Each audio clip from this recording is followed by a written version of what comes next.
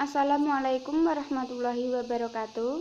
Perkenalkan, nama saya Lailatul Fajar Nuraini dari kelas PGMIB. Di sini saya akan mempresentasikan mengenai jurnal yang sudah saya review beberapa minggu lalu, yaitu Rekonstruksi Paradigma Pembangunan Negara Hukum Berbasis Pancasila. Paradigma Pembangunan Negara Hukum Indonesia. Sebagai negara postkolonial, sistem hukum Indonesia tidak bisa dijauhkan dari pengalaman masa lalu akan transplantasi hukum kolonial Belanda dalam mengefektifkan eksploitasi ekonominya.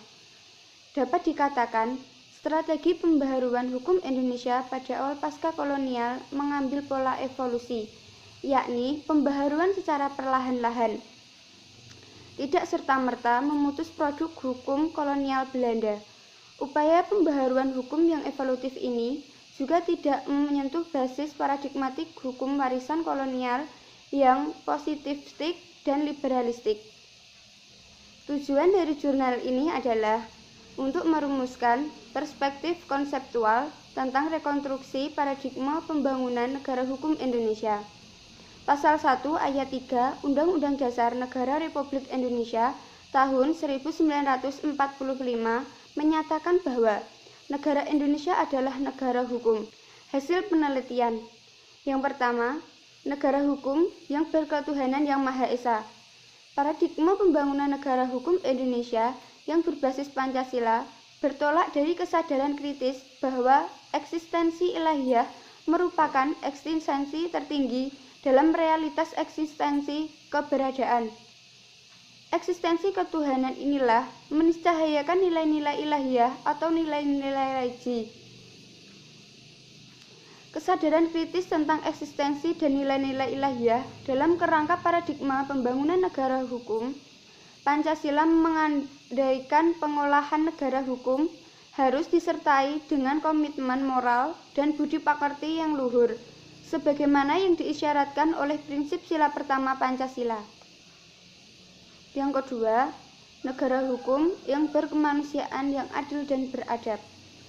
Paradigma pembangunan negara hukum Indonesia yang berbasis Pancasila mengisyaratkan negara hukum dibangun demi memberikan perlindungan dan penghormatan terhadap keberadaan martabat manusia sebagai manusia.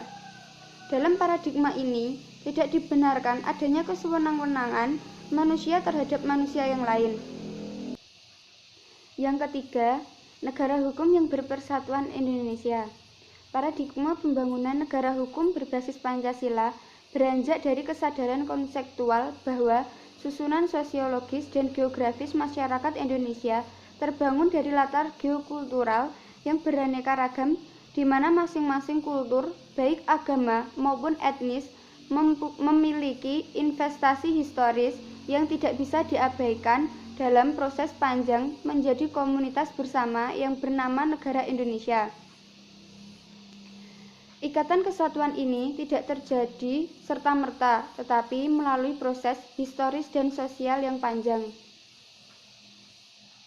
Yang keempat, negara hukum yang berkerakyatan yang dipimpin oleh hikmat kebijaksanaan dalam permusyawaratan dan perwakilan. Paradigma pembangunan negara hukum berbasis Pancasila mengandaikan tumbuh dan berkembangnya negara hukum yang demokratis, yang menyandingkan prinsip-prinsip negara hukum dengan prinsip-prinsip kedaulatan rakyat itu sendiri secara selaras dan saling melengkapi. Yang kelima, negara hukum yang berkeadilan sosial bagi seluruh rakyat Indonesia. Paradigma pembangunan negara hukum berbasis Pancasila mengandung arti bahwa negara hukum Indonesia bervisi negara kesejahteraan yang tidak sekedar mengejar keadilan dan kebahagiaan warga negaranya. Kesimpulan, paradigma pembangunan negara hukum Indonesia merupakan paradigma yang berbasis pada Pancasila yang disahkan secara resmi pada tanggal 18 Agustus 1945 secara dasar negara bersamaan dengan pengesahan Undang-Undang Dasar tahun 1945.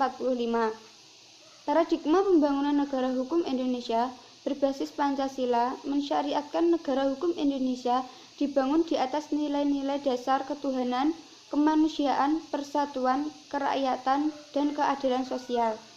Sekian presentasi dari saya. Apabila ada kurangnya saya mohon maaf. Wassalamualaikum warahmatullahi wabarakatuh.